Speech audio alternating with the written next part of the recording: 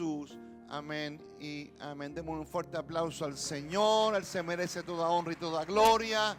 Amén. Dígale a su hermano que está a su lado: nunca te canses de darle gracias a Dios. Nunca te canses de darle gracias a tu Dios. Nunca te cansas de agradecerle a Dios por lo que Él hace por ti. Nunca te canses. Amén. Pueden tomar asiento. Muy bienvenidos a todos. Nuestro culto, Iglesia en Casa, Iglesia de Dios. Los que están conectados también les bendecimos. Quizás en las transmisiones donde usted se encuentre, también está el Espíritu de Dios con ustedes. Amén. Y damos gracias a Dios porque Dios es bueno. Amén. Dios es bueno y más que bueno con cada uno de nosotros. Amén. El mundo está convulsionado. El mundo hoy día vive convulsiones constantes. Y el mundo vive en situaciones expectantes. No sabemos lo que puede suceder en cualquier momento, pero Dios sigue trabajando con este mundo y Dios sigue trabajando a través de la iglesia. Usted es la iglesia, yo soy la iglesia. Amén. Y qué lindo es poder entender conforme a la palabra que Él nos advierte los tiempos que estamos viviendo como tiempos escatológicos, tiempos futuros. Amén. Y Dios entrega señales, va entregando señales de los tiempos que estamos viviendo. Amén. Las señales de los últimos tiempos o de los tiempos postreros. Por la configuración que hoy día podemos observar en la humanidad, como que aparentemente estuviéramos en tiempos postreros, en tiempos finales, por todo lo que hoy día está sucediendo y se está experimentando en la humanidad.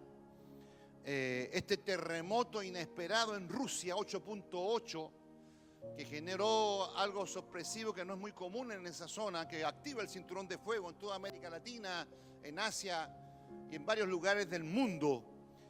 Es sorprendente que nos tuviera todos alertados de un posible tsunami que venía, sea chico, sea grande, pero todos estuvimos alertados y de alguna manera todos, conectados y expectantes de lo que podía venir. Y quizás mucha gente atemorizada, asustada de lo que podía suceder, quizás configurando una experiencia en el sur de Chile, como lo que pasó en Dichato, en donde las olas entraron y mataron a varias personas, y no hubo una precaución. Por eso hay mucha dinámica estricta hoy día por los errores que cometen a veces los organismos que están a cargo de este tipo de simulacros, o este tipo de advertencias o seguridades a nivel, de naciones o gubernamentales, etcétera. Así que, pero eso genera temores en las personas, la incertidumbre. Y se levantan varios presajistas de las redes sociales: no, que viene algo más grande, no, que viene algo, estate atento porque algo que viene a destruir la humanidad, mantén tu kit listo. Bueno, esa es responsabilidad de todos nosotros, mantener un kit de emergencia,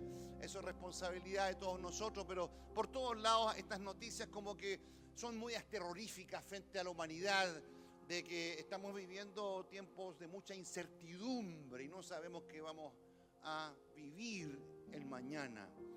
Pero mis hermanos, independientemente de los augurios que la humanidad expresa a través de sus adivinos, yo le creo a la palabra. Yo le creo a la palabra y la palabra está todo registrado, está muy bien escrito. Hay que profundizar en ella, hay que interpretarla correctamente y mantener una advertencia principalmente al reloj de Dios. Amén. Una de las cosas que a lo mejor los cristianos tenemos que tener es la tranquilidad de que si usted está en Cristo, tiene la seguridad de tener la salvación y la vida eterna. ¿Cuántos lo creen así, medios de viruchos? Amén, hermano. ¿Están orando? ¿Están ayunando? Usted tiene asegurada la vida eterna y la salvación si usted está en Cristo. Amén. Lo creemos. Entonces eso nos debe animar y debe consolidar nuestras emociones para no aterrorizarnos y quebrantar nuestros fundamentos de que cualquier cosa nos puede quebrar y nos puede tirar a tierra. Amén.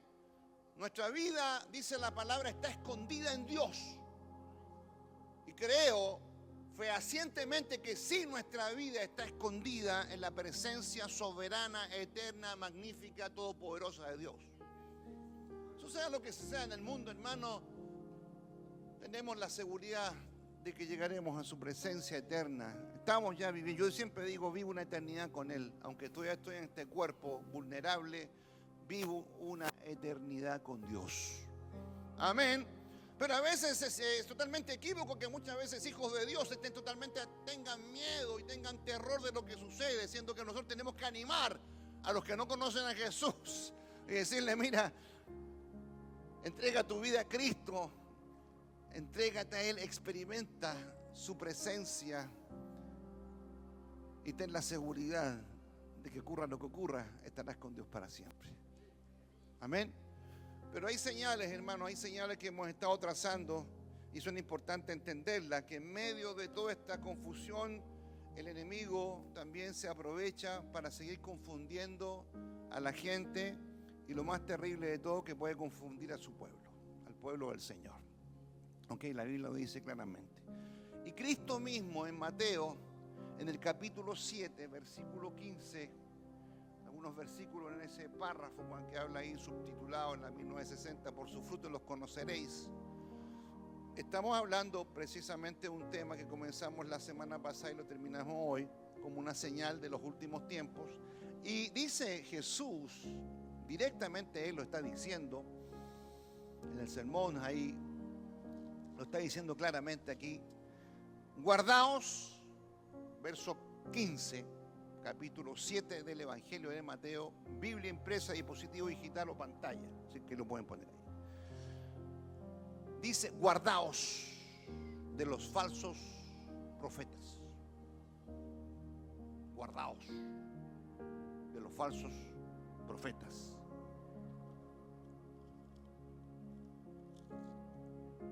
Que vienen a vosotros con vestidos de ovejas. Amén. ¿Cómo vienen? Vestidos de ovejas. Pero por dentro son lobos rapaces. Se visten como ovejas, tiernos, inofensivos, atractivos, amables. Se dejan hacer cariño. Amén. Se dejan de alguna manera acariciar en esa relación mansa que tienen, pero Cristo advierte: no se equivoquen. No se equivoquen por las apariencias, sino comiencen a investigar lo que está por dentro, porque por dentro son lobos rapaces. Y este lobo rapaz no tendrá misericordia, este lobo rapaz no tendrá compasión, este lobo rapaz en cualquier momento puede atacarlo, darle un zarpazo y morderlo con sus fauces. Y lo puede agarrar de tal manera que no lo va a querer soltar hasta matarlo. ¿Me escucha bien? Los lobos, obviamente los lobos son cazadores, son depredadores. Los lobos buscan rebaños para cazar, matar y comer, ¿ok? Y se mueven sigilosamente, de manera astuta. Quizás por las noches tratan de meterse donde están los rebaños, con el objetivo de poder cazar a una oveja mansa, inofensiva, a una verdadera oveja mansa y ofensiva. Pero ellos se representan como ovejas mansas, astutas, manjas, sumisas, pero que en el momento que menos esperamos sale ese lobo escondido, disfrazado, con el fin de poder hacer daño. Amén. Y dice la Biblia acá en el verso 16 en adelante como referencia: por sus frutos los conoceréis. ¿Acaso se recogen uva de los espinos o higos de los abrojos? Así todo buen árbol da buenos frutos, pero el árbol malo da frutos malos. No puede el buen árbol dar malos frutos, ni el árbol malo dar frutos buenos. Todo árbol que no da buen fruto es cortado y echado en el fuego. Así que, finalmente, verso 20, así que por sus frutos los conoceréis. Frutos que demuestra el carácter de la persona. ¿Ok? Su carácter: amor, gozo, paz, paciencia, benignidad, templanza, dominio propio, mansedumbre. ¿Ok? Entonces, de alguna manera, nosotros por sus frutos los conoceréis. No todo lo que a lo mejor puedan decir puede representar una veracidad, una verdad. Sí puede ser, entre comillas, así como lo dije la semana pasada, así como el apóstol Pablo tuvo el discernimiento y a la vez la palabra de ciencia para identificar el espíritu de adivinación de esa mujer que dijo una verdad. Amén. Pero esa actitud de lisonjería, de entregar vanidad, entregar orgullo a los siervos de Dios, aunque dijo una verdad, verdaderamente eran siervos de Dios y eran hijos del Dios Altísimo, era una verdad. Pero el que estaba hablando no era ella, era el demonio. Ay, ay, ay. Recuerde que en el desierto, cuando Jesús fue a ese retiro, dice la Biblia que él fue lleno del Espíritu. Por 40 días y 40 noches, un retiro espiritual para estar acondicionado espiritualmente y comenzar su ministerio terrenal. En esos 40 días, al término de esos 40 días de ayuno, de oración, de preparación espiritual, a él vino el tentador. Y hubieron 3 declaraciones de ese tentador, que era Satanás, hacia Jesús, que era el Hijo de Dios. Y le dice: Satanás, si eres hijo de Dios, di que estas piedras se conviertan en pan. ¿Y por qué le dijo? Porque Jesús, dice la Biblia, dice claramente, dice que al final de los 40 tuvo hambre. ¿O acaso yo le pregunto a usted, nosotros que ayunamos, estamos ayunando en la semana, un día, ¿ha tenido hambre? Claro que tenemos hambre. A algunos les duele la cabeza. ¿A quién le dolió la cabeza cuando ayuna? O de repente le da frío, como que le baja un poco la presión porque no ha ingerido alimento. ¿No es cierto? Y estamos atribulados con un día, hermano. Y Jesús estuvo 40 días, obviamente dirigido por el Espíritu Santo. No ayune 40 días, hermano, por favor, ni 20, ni 30 días, no lo haga si no es dirigido por el Espíritu. Si Dios te manda a ayunar es porque Él te acondiciona para ayunar un largo tiempo, porque tiene un propósito mayor. Amén. Pero no me las trabaje de súper espiritual. Amén. Porque después lo voy a haber desmayado con una ambulancia en el hospital, voy a tener que ir a verlo, hermano, por feo. Amén. Amén. Así es simple. Amén. Pero el diablo le dijo: si eres hijo de Dios, di que estas piedras se conviertan en pan. Él conocía la palabra. Satanás conocía muy bien la palabra. ¿Y qué le dice Jesús? No le dice: te reprendo, demonio, sal de aquí en el nombre mío. En el nombre de Él. En el nombre de Él. Porque nosotros echamos de fuera demonios en el nombre de Jesucristo. Él no puede echar el nombre, no, en el nombre mío, en el nombre de Jesús. Fuera, sal fuera. Amén. Porque le dice: no, escrito está, no solo de pan vivirá el hombre, sino de toda palabra que sale de la boca de Dios. Y las otras 2 provocaciones de Satanás, no voy a alargarme en esto, simplemente era para poder probarlo a Jesús. Pero Jesús le responde con 3 pasajes de Deuteronomio. Jesús conocía muy bien la palabra. Y le responde al diablo y le contrarresta con la misma palabra. Y el diablo no tuvo otra cosa que retirarse, porque no halló cómo tentar a Jesús, porque Jesús le responde con la palabra. Amén. ¿Qué es lo que era el tentador? Un engañador. Uno que quería engañarlo, quería entramparlo, quería hacer una emboscada a Jesús. Pero no entendía Satanás que Jesús estaba totalmente capacitado, totalmente entrenado, totalmente lleno de la presencia del Espíritu Santo para poder contrarrestar la tentación del diablo. Bueno, esa experiencia la podemos transmitir hacia nosotros mismos. Nosotros tenemos que estar preparados espiritualmente. La oración, el ayuno, la devoción, la acción de gracia y todo lo que respecta a las dinámicas espirituales son tremendamente importantes en nuestra vida espiritual. ¿Estamos de acuerdo? Pero también me enseña la experiencia de Jesús la palabra. No es suficiente orar. ¿Me escucha bien? No es suficiente ayunar. No es suficiente tener una declaración de acción de gracias. No es suficiente alabar.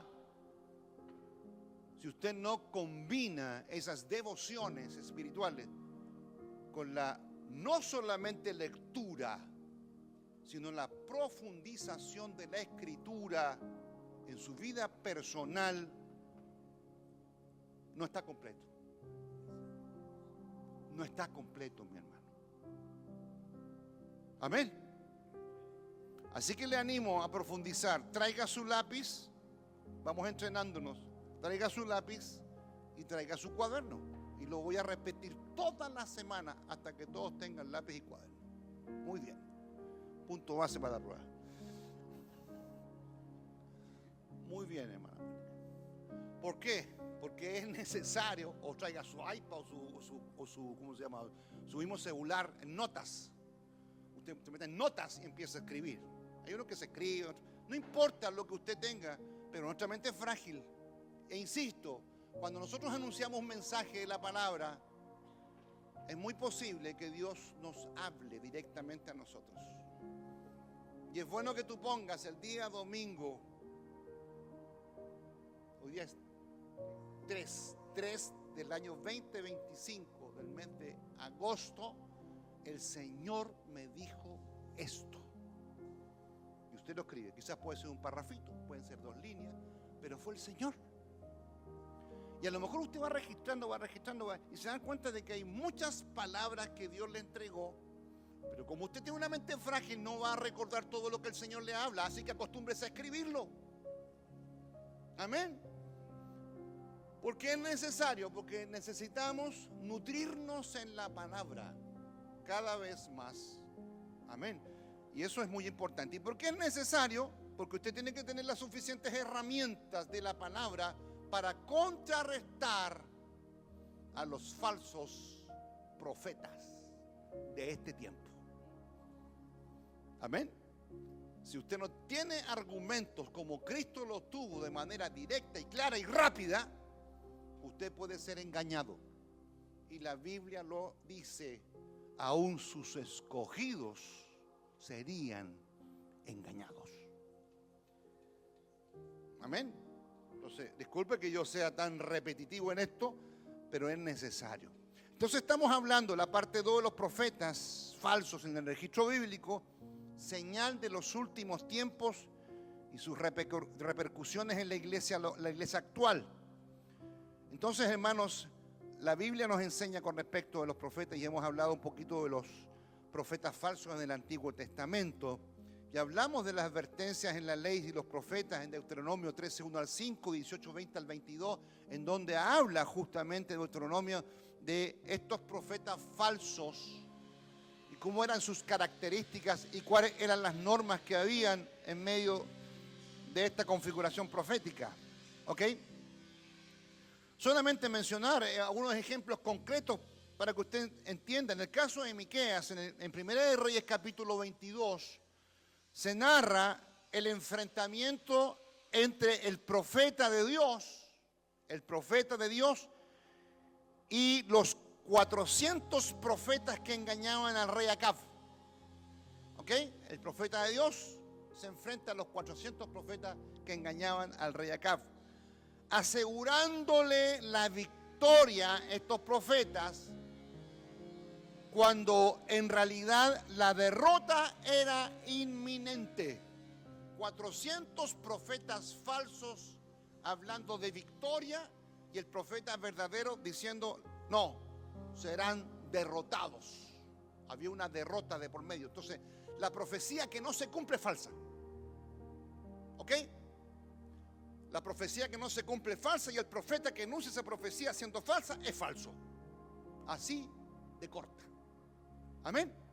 Así de corta. Solamente es una referencia para que usted lo vea después. También nos encontramos otro ejemplo que se encuentra en el libro de Jeremías, donde Ananías se opone al mensaje de juicio de Jeremías. Se opone al mensaje. Ese profeta, Jeremías, un gran profeta de Dios, profeta mayor. Generalmente los profetas se levantaban al lado de los monarcas de Israel. Amén. Eran como los consejeros dentro del pensamiento quizás del profetismo medio oriental eran como oráculos, ¿ok?, que presagiaban y anunciaban el futuro. Pero Dios levantaba a estos profetas al lado de estos reyes, estos monarcas, una, para poder entregar el mensaje de Dios, primero. Segundo, para poder exhortarles al arrepentimiento cuando ellos estaban lejos de Dios, estaban pecando delante de Dios, como por ejemplo permitir la idolatría. Yo le hablé de la monolatría, ¿se acuerda? ¿Qué es lo que es monolatría? ¿Lo anotó? Mono es uno. ¿Y latría? Adoración. Adoración de un Dios. O sea, la monolatría es que los judíos adoraban a Jehová, a Dios, pero a la vez permitieron que otros dioses llegaran a sus tribus. Y muchos adoraron a estos dioses, sin dejar de adorar a Jehová. Pero ellos no se daban cuenta de que Dios era celoso de su adoración. Amén, como único Dios. Entonces ellos permitieron la adoración de otros dioses porque los hombres judíos se mezclaron con mujeres paganas de los mismos pueblos imperiales que dominaban en la época, como los sirios, los asirios, los de Babilonia, los medos, los persas, los griegos, etcétera.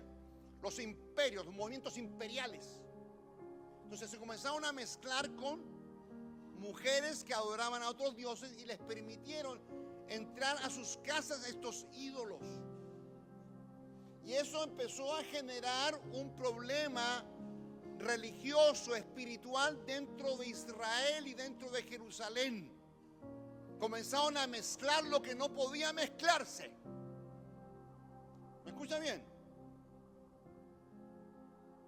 Dejaron la ley, dejaron la Torá, dejaron de leer la palabra, dejaron los sacrificios, dejaron el culto que se realizaba justamente en el tabernáculo. Los sacerdotes comenzaron a cometer errores. Comenzó a haber pecado de inmoralidad en medio del pueblo. Y los reyes se transformaron en reyes tiranos, muchos de ellos injustos, opresores, mentirosos. ¿Y qué es lo que hacía Dios? Dios levantaba profetas. Y el profeta anunciaba el consejo de Dios por un lado, pero por otro lado comenzaba a confrontar al pueblo y le decía: dejen su pecado, arrepiéntanse de sus malos caminos, vuélvanse a Dios. Y muchas veces los reyes persistían en su pecado y en medio de la persistencia nuevamente el profeta hablaba: arrepiéntanse porque si no Dios derramará juicio sobre ustedes. Bueno, muchos de ellos persistieron en el pecado y el juicio llegó. Y es increíble que los mismos pueblos imperiales enemigos se convirtieron en instrumentos de Dios, instrumentos de castigo hacia Israel por no obedecer a Dios. Y en medio del castigo, en medio de la opresión, en medio de las dificultades, en medio de las invasiones, recuerde que el templo fue destruido y fueron deportados los israelitas en los pueblos imperiales. Fueron sacados de su pueblo, el templo fue destruido, el corazón de la ciudad, el corazón neurálgico, la conexión con la divinidad fue destruida. Quedaron totalmente vulnerables, el oprobio, la depresión al pueblo llegó. Pero en medio de esas depresiones, en medio de esos castigos, en medio de esas situaciones, el pueblo finalmente se arrepentía. Porque el profeta seguía insistiendo: arrepiéntanse, arrepiéntanse, arrepiéntanse. El profeta no se cansaba de decir, se iba al desierto, el profeta oraba, tenía encuentro con y llegaba nuevamente ante el pueblo: arrepiéntanse de sus malos caminos. Eran profetas de la cautividad también, profetas en medio de las invasiones, donde muchos de ellos fueron mártires. Y vieron el padecimiento. Y en medio del caos, el pueblo finalmente doblegaba su corazón delante de Dios y se arrepentía y rajaban sus vestiduras, se rapaban la cabeza, se ponían en cilicio, en humillación delante de Dios y le pedían perdón a Dios por todos sus pecados. Y el pueblo destruía los ídolos Los destruían. Volvían a la palabra, volvían a la devoción, volvían a la oración, volvían al culto, volvían a lo sagrado. ¿Ok? Y los profetas se levantaban para poder dirigir al pueblo. Pero en medio de estos profetas, muchos profetas falsos también se levantaron para confundir al pueblo. Amén. Para cumplir lo que Dios no estaba diciendo. Amén. Que Dios tenga misericordia de este tiempo. Y en estos tiempos también el enemigo está levantando falsos profetas. Amén. Cuando hablamos de los falsos profetas en el Nuevo Testamento y en la escatología cristiana, vemos que en el Nuevo Testamento se retoma y se amplía esta enseñanza, porque uno dice, bueno, esto ocurrió solamente en el Antiguo Testamento. Esto ocurrió en el Viejo Testamento, en la historia de peregrinaje de Israel en todos los imperios. Pero vemos, obviamente, que se retoma en la enseñanza sobre los falsos profetas en el Nuevo Testamento y directamente Jesús habla de los últimos tiempos, como lo leímos en Mateo 24 y 25, que en los últimos tiempos, dice Dios, se levantarán falsos profetas y a muchos se engañarían.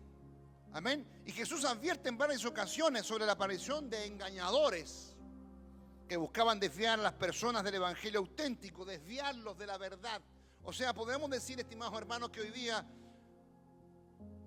hay profetas falsos que se levantaron, están hoy día vigentes.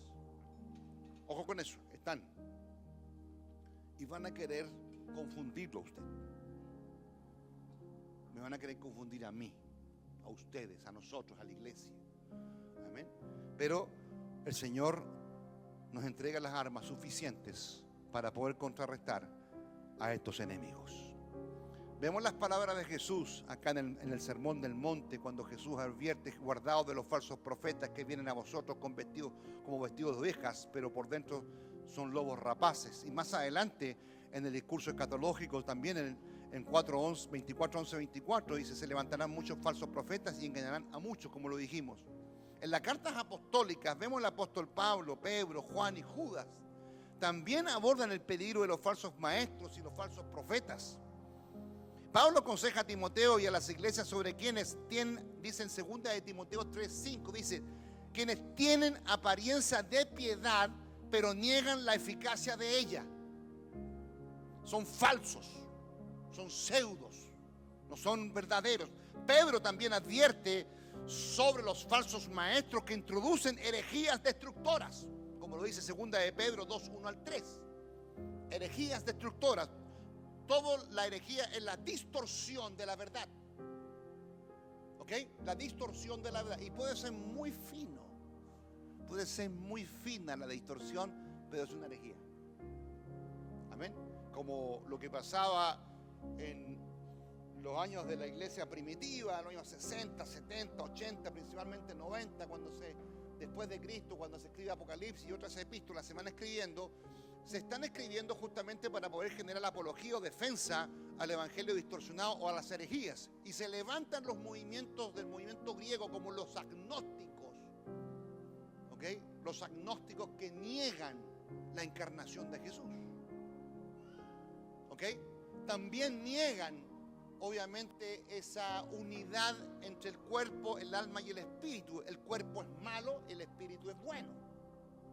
Amén. Pero nosotros entendemos, conforme a la palabra, que su cuerpo también es templo del Espíritu Santo. Amén. Por lo tanto, este cuerpo hay que cuidarlo. No cuidarlo para vanidad, sino cuidarlo porque es templo del Espíritu. Amén. Porque usted, si está enfermo, tirado en la cama, totalmente enfermo, usted no tiene ganas, no tiene deseo, se siente enfermo, no tiene ninguna motivación porque está enfermo. Hermano, el cuerpo enfermo no funciona. Por eso yo digo siempre que la salud es una bendición, hermano, que no tiene precio. Es un regalo de Dios.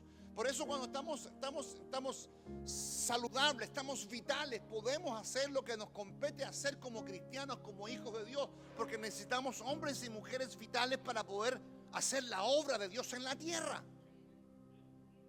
¿Me escucha bien? Por lo tanto, su cuerpo es un templo. Por eso el apóstol Pablo, y que hablan en contra de los que atentan contra su cuerpo, generalmente son los pecados de inmoralidad. El adulterio, la fornicación, la pornografía y todo, la lascivia y todo aquello que de alguna manera atenta contra su cuerpo, está atentando contra el templo del Espíritu Santo. ¿Me escucha bien? Entonces nuestro cuerpo tiene que también consagrarse para Dios. ¿Escucha bien? Entonces cuando se lanzan estas doctrinas heréticas, tratan de alguna manera de suavizar y entrar muy sutilmente en medio de la mente de las personas. No, si esto no es malo, no es tan malo. No, si esto se puede hacer. Ojo con eso, ojo con esas finezas, ojo con esos detalles. No, hermano. Usted tiene que ser pilas. Amén. Los problemas culturales, ideológicos, no, esto no es muy malo, si esto tenemos tolerancia, hermano, eso escapa a la escritura muchas veces. Si usted no entiende bien la escritura, usted puede cometer tremendos errores y puede caer en herejías totales y en blasfemias delante de Dios. Y eso es por un desconocimiento de la palabra. Escucha bien. Entonces, hermanos, dice aquí Juan también, en 1 Juan 4:1, dice Juan exhortando, dice: prueben los espíritus para ver si son de Dios. Probar los espíritus. Estamos entrando a otro campo. ¿Me escucha bien? Estamos entrando a un campo ya un poco más de área chica, ¿no? Probemos los espíritus para ver si son de Dios. ¿Ok? Porque dice Juan 4:1, porque muchos falsos profetas han salido por el mundo. Entonces entendemos que hoy día andan rondando por todas partes y tenemos que tener la capacidad de poder entender con respecto al pensamiento neotestamentario. Y Apocalipsis, el último libro del Nuevo Testamento, Revelación, dice y presenta de manera escatológica Apocalipsis el falso profeta. Habla del falso profeta que se asocia a la bestia y al anticristo. ¿Me escucha bien? ¿Quién realiza señales prodigiosas para engañar a la humanidad y llevarla ¿a qué cosa? A la apostasía. ¿Me escucha bien? Estamos, hermanos, yo quiero decirle, este es un tiempo en donde estamos viendo apostasía. Los que han gustado del don celestial, los que han gustado del evangelio, los que han gustado del Señor, pueden de alguna manera hacer un pie atrás y negar su fe. Y se convierten en apóstatas de la fe. Negar, después de haberlo experimentado, negarlo. Y no solamente negarlo, sino ir en contra de ellos. Para mí un apóstata no es simplemente aquel que se aleja de la fe, sino aquel que se convierte en enemigo de la fe. Y de esos tengo varios regados en muchos lugares. Y cuando tú investigas, y no, si yo fui un cristiano, yo si estuve en la escuela dominical, no, si yo participé, yo llegué a ser líder de la iglesia. Ay, hermano, tenía una historia cristiana, evangélica, como queramos llamarle, hermano, en el pasado, y hoy día se ha convertido en un antagonista de la fe, en aquel que está en contra del Señor, en aquel que de alguna manera no solamente se alejó, sino se convierte en un enemigo de la fe. Y eso lo advierte la palabra. Y esto ocurrirá en los próximos tiempos. Amén. Es por eso que usted tiene que tener solidez espiritual, firmeza espiritual, carácter espiritual, para contrarrestar con firmeza y autoridad a los demonios que de alguna manera quieren destruir la iglesia. Y no la van a destruir porque ni el Hades ni el infierno prevalecerán contra la iglesia. Pero sí pueden confundirlo a usted, pueden engañarlo y pueden hacerlo caer y apostatar de la fe. Que Dios nos libre. Que Dios te libre, hermano. Y que Dios nos libre a cada uno de nosotros. ¿Cuáles son las características y estrategias de los falsos profetas? Si profundizamos en la descripción bíblica, se pueden identificar ciertos rasgos en estas personas y algunas tácticas recurrentes entre los falsos profetas o los profetas falsos. Número 1, distorsión del mensaje divino. O sea, en eso hay que ser bien cauteloso. Si yo me doy cuenta que hay distorsión del mensaje divino, para poder darme cuenta de que hay distorsión, tengo que conocer el mensaje. ¿Me entienden, no?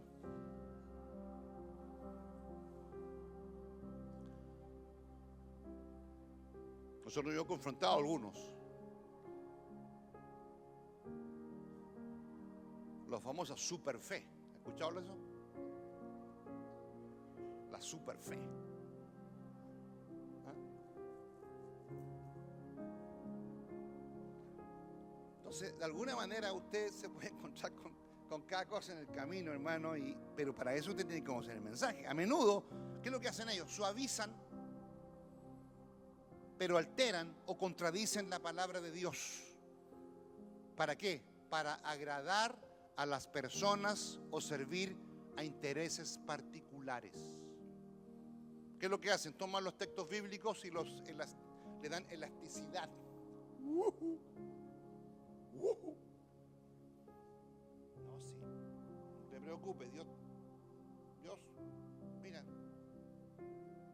tiramos un poquito y Dios te lo permite. Dios te lo permite. Una mentira piadosa. Amén. Por ejemplo, hay línea abierta, pero hay línea abierta, voy a decirlo con mucha inteligencia. ¿Usted ha escuchado hablar de la teología queer? Queer. No sabe. Estudie, por mano.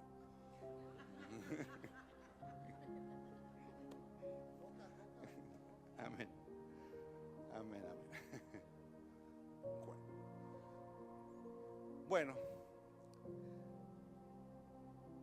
es una teología gay. Y hay Biblia y mucha literatura.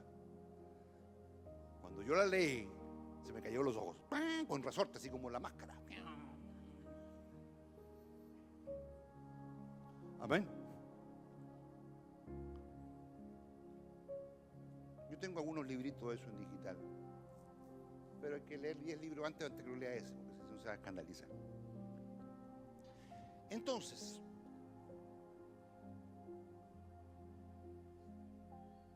escuche bien, y no voy a decir más, solamente esto.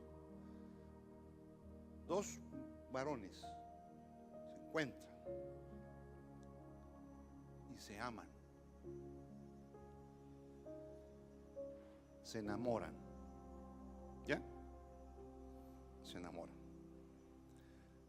Entonces ellos dicen, dice Dios que Dios ama a toda la humanidad. Pues si yo te amo a ti y tú me amas a mí, nos estamos hablando del amor cristiano, o el amor de amigo, o el amor de familia. Estamos en el amor de pareja, de género, de orientación sexual, ¿ok? Y hay una relación de amor, de sentimiento, que hoy día es muy común. Hoy día Chile ha legalizado el matrimonio igualitario, ¿ok? Y también tenemos la ley AUC, Acuerdo de Unión Civil, que también entra los temas de orientación sexual y género. No solamente matrimonios heterosexuales, que es una cuestión de herencia, beneficio. Entonces, ¿qué pasa? Que esta persona se enamora y lee la Biblia interpretada por ellos y dice, Dios no me rechaza. Y lo que hacemos es correcto porque nosotros verdaderamente nos amamos. Y Dios es amor. Y Él no me repudia, Él no me va a rechazar, por lo tanto Él aprueba y valida lo que nosotros sentimos como hombres. Lo mismo ocurre entre mujeres. Pero estamos hablando de que están tomando elementos teológicos. ¿Me escuchan bien? Elementos teológicos, bíblicos, con una interpretación particular, de acuerdo a intereses que están conectados a la orientación sexual. ¿Me escucha bien? Y ellos justifican, validan y defienden esta postura. Y son gente que asiste a iglesias. Hoy día usted sabe que hay iglesias de este tipo, en donde se canta y cantan coros como los nuestros. No sé si ha visto por internet, yo he visto cada cosa, hermano, en las redes sociales, a un ministro vestido de tacos, con vestido de mujer y hablando en lenguas y ministrando a la gente, y la gente, toda un montón de gente, hermano, siendo ministrada por una persona así. Es un falso profeta, hermano. Tenga cuidado. Entonces lo que le digo yo, o sea, en esa línea tan fina, hay gente que dice, no, si eso está bien. Hay gente que no es homo, sino es hetero, dice, no, está bien. Dios ama a las personas, por lo tanto su amor, si su amor es real, realmente lo validamos, está bien, es correcto y qué bonito. Y no solamente es bonito, sino que usted tomó una opción homoparental. O sea, adoptamos a un niñito. Porque usted sabe que la ley de matrimonio voluntario es un mero trámite de la opción homoparental. ¿Ah? Y la creación, claro, por eso ellos lo interpretan a su manera. Si usted lee las bienaventuranzas de ellos, wow, no sé, se le cae la mandíbula, hermano. Ya, un día vamos a tener un estudio más cerrado, le voy a demostrar algunas cositas en esto, pero aquí no se puede hacer. Pero es un botón pequeño de muestra. Amén. Pero yo le explico esto con detenimiento, no importa que tengamos más tiempo hablando de esto, pero yo quiero que ustedes entiendan que en dónde estamos pisando en tierra movediza. Y usted va a ser apuntado y va a ser criticado y va a ser ajustado, va a ser juzgado por su forma de pensar, y le va a decir, usted es retrógrado. Usted es una persona que está en contra de lo que Dios establece. Dios ama a todas las personas, y si estos dos se aman, eso es válido. Y hay ministros que lo aceptan. Hay teólogos, escuche, conozco a teólogos liberales que aceptan esto.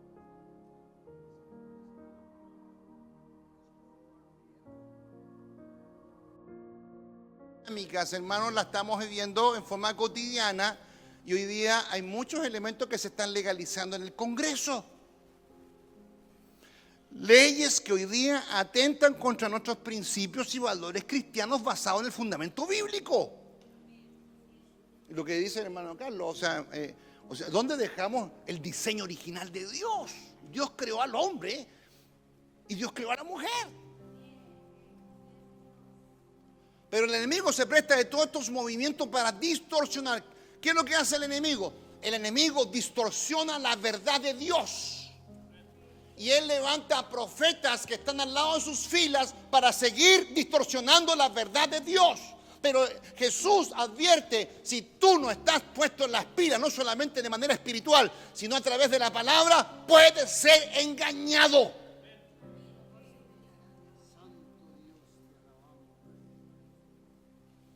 ¿Me escucha bien lo que estoy diciendo? Mire, nosotros podemos saltar acá, podemos caer, no podemos tener distintas experiencias carismáticas del Espíritu, podemos tener manifestaciones, podemos llorar y podemos hacer un montón de cosas bonitas que nos inspiran emocionalmente. Pero si usted no está bien cimentado en la palabra, no me sirve de nada lo otro. Absolutamente de nada. Estamos en 40 días de oración, ayuno. ¿Cuántos están orando? ¿Cuántos están ayunando? Bueno, valídelo. Valídelo no solamente como una experiencia emocional, sino aprovecha estos tiempos para escudriñar la Escritura. Señor, háblame. ¿Qué me quieres decir? Escriba, lea. Es que me cuesta leer, aprenda a leer, por mano. En 6 semanas usted cobra hábito. Lea todos los días 20 minutos a la misma hora, y en 6 semanas tiene hábito de lectura. enseñé un secreto, ¿ah? ¿Me escucha bien? Si usted quiere ir a las 10 de la noche, verse a poner televisión, a verse porque yo le digo, usted, ¿cuánto tiempo usted usa en las redes sociales? 1 hora, 2 horas, 3 horas, 4 horas, 5 horas, ¿cuánto? ¿Cómo se llama el WhatsApp? ¿Cuánto tiempo usamos en eso? Bueno, si tenemos tiempo para eso, reemplace un tiempo y lea todos los días a las 10 de la noche, use 15 minutos para leer la Biblia. Todos los días. A las 6 semanas, usted tiene hábito de lectura.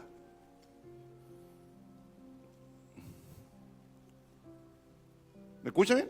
Así que no me diga que me cuesta leer. Bueno, a usted le cuesta leer porque usted quiere que le cueste. Inténtelo. No inténtelo. Hágalo. Esfuércese. Sea de verdad. Amén. Oiga, una pequeña diferencia hay acá, como dice uno, entre el cielo y el infierno. La Y. Y la conjunción. Cielo, infierno. Infierno, o la E. O el infierno y el cielo. Infierno y cielo. Una pequeña diferencia, hay una I. Pero esa pequeña diferencia es un juego de eternidades. O muerte eterna o vida eterna. Oye, aquí no estamos hablando de 20 años, 30 años, estamos hablando de eternidad, hermanos. Y si yo sé que esto es eternidad, me las tengo que jugar. Me las tengo que jugar. ¿Estamos claros, hermanos? El tiempo es mi enemigo. Entonces, distorsión del mensaje. Esta característica, el profeta siempre está distorsionando el mensaje. Amén. Segundo, falsos milagros y señales. Los profetas del Viejo Testamento y del Nuevo Testamento, Dios usaba a los apóstoles, Dios los usaba poderosamente. Y una de las cosas, Dios lo usaba con grandes prodigios. Milagros, sanidades, incluso cosas naturales, cósmicas. Dios los usaba de una manera extraordinaria. Por eso el profeta viejo testamentario era respetado, pero también era temido. Porque lo que decía el profeta se cumplía en el nombre de Dios. Era un hombre muy cercano a Dios, obviamente. Entonces, los profetas falsos también son personas que realizan milagros y señales, utilizan prodigios y hechos extraordinarios para validar su autoridad y engañar a personas crédulas. ¿Me escucha bien? Estos personajes nos hacen creer de que son seres de luz, seres de Dios, pero en el fondo son seres falsos y a muchos engañan. ¿Me escucha bien? Si usted ha visto esta persona que llegó tal persona y empieza a hacer milagros o la imita, ¿no es cierto? La imita tanto y la gente le va a entregar los favores y hacen mandas y hay personas en tal lugar está haciendo milagros y la gente, vienen miles y miles de personas a llevar a los enfermos. Ojo con eso. Hermano, usted va a los hechiceros, va a los brujos y ellos también hacen sanación. Los de Brasil, ¿cómo se llaman? Los hermanitos estos de blanco que le meten los dedos acá adentro. Los monjes que hacen operación a distancia. Hermano, ojo con eso. Y la gente comienza a depositar su fe, su confianza en este tipo de personajes porque creen buscando una necesidad, hermano, engaños. Claro, o sea, engaños. Entonces mucha gente, recuerda que en el antiguo mundo sí, también habían agoreros. Y ustedes se recuerdan cuando estaba Moisés y se enfrentó a Faraón, iba con una vara. ¿Y qué es lo que hace Moisés? Moisés tira la vara y se convierte en una serpiente. ¿Y qué es lo que hace el Faraón? Llama a los adivinos y le dice, bueno, ¿y qué hacen los adivinos? Tiran sus varas y se convierten en serpiente. Pero hay poder, hay un poder, pero del otro lado. Del otro lado, el maligno tiene poder. Y siempre el enemigo es un gran imitador de lo que Dios hace. Obviamente en una miniatura más grande. Pero ¿qué pasa con la serpiente de Moisés? Moisés, la serpiente se come a las otras tres, a las otras se la comió. Se las devoró. ¿Me escucha bien? Entonces Dios siempre tendrá más poder.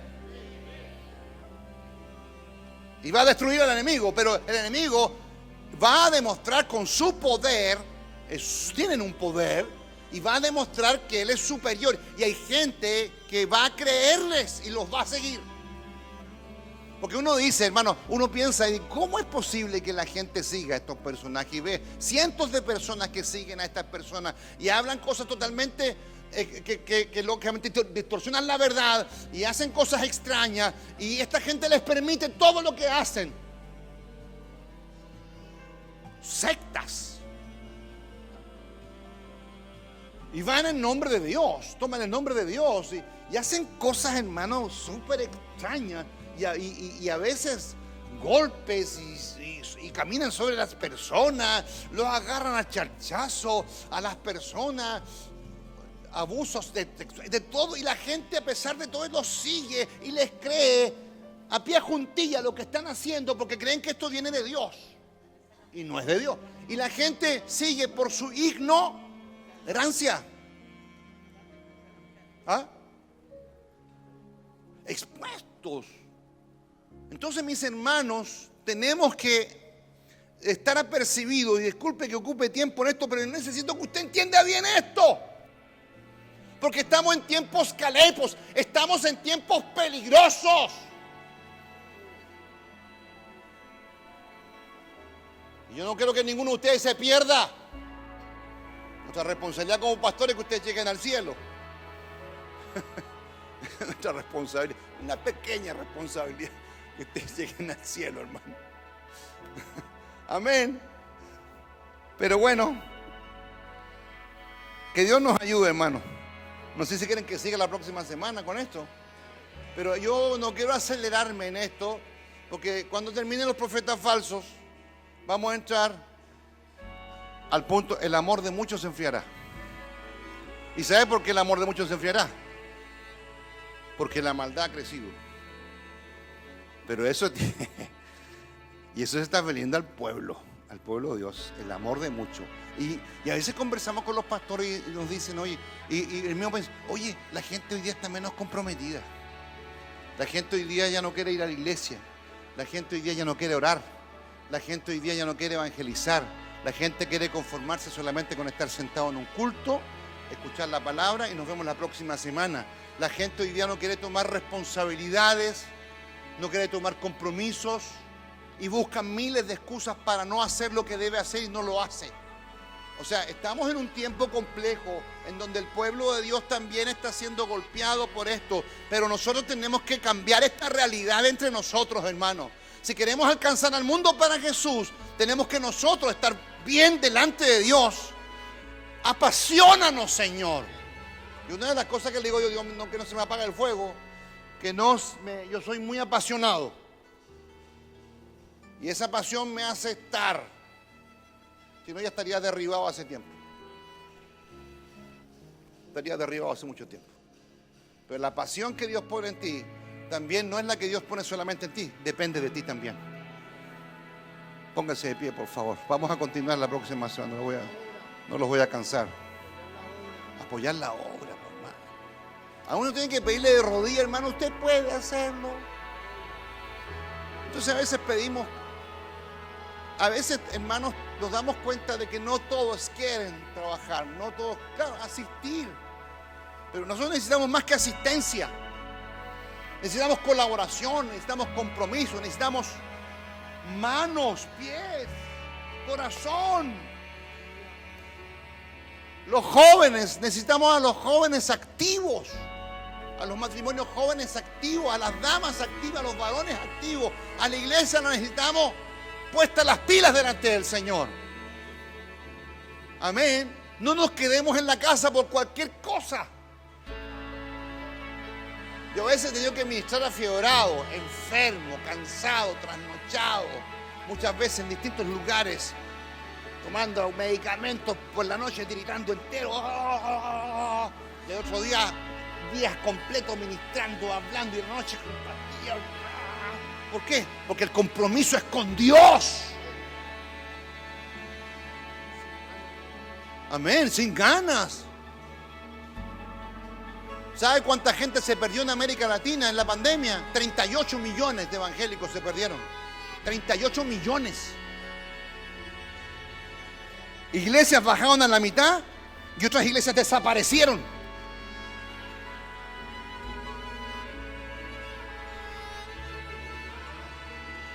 Y por gracia del Señor, Iglesia en Casa se mantuvo. Se mantuvo por misericordia, hermano. Una iglesia naciente, nueva, con muchas dificultades, con muchas carencias. Se mantuvo por misericordia de Dios. Ahora que estamos en la presencialidad, aprovechemos este tiempo para hacer crecer la iglesia en el nombre del Señor. Traiga a sus amigos, traiga a su familia, traiga a sus compañeros de trabajo, los invite a sus vecinos. Invitemos, porque hoy día hay urgencia de predicar un mensaje de esperanza. Hoy día la gente se está muriendo sin Cristo. No nos conformemos solamente con un culto. En la semana sirvamos a Dios y llevemos adelante la obra del Señor con misericordia. Porque el único que me va a salvar, el único es Dios, es el Señor. No hay otro. Amén, hermano. Oramos al Señor. No sé si se puede agrupar con 2 o 3 ahí. 2, 3, 4 hermanos, agrúpense. Oren juntos, abrácense ahí. Hagan un círculo. Vamos a seguir la próxima semana, ¿no?